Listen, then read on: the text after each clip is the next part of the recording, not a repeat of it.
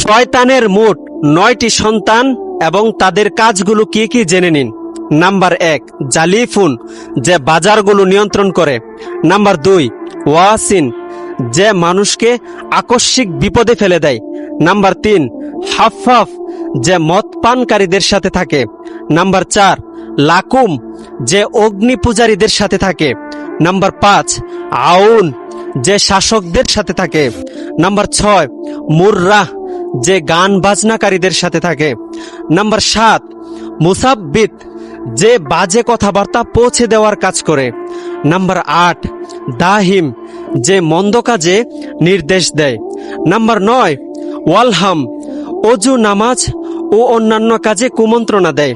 আপনি তো জানলেন, এখন শেয়ার করে সবাইকে জানিয়ে দিন, এতে আপনারও উপকার হবে, আমাদেরও উপকার হবে ইনশাআল্লাহ।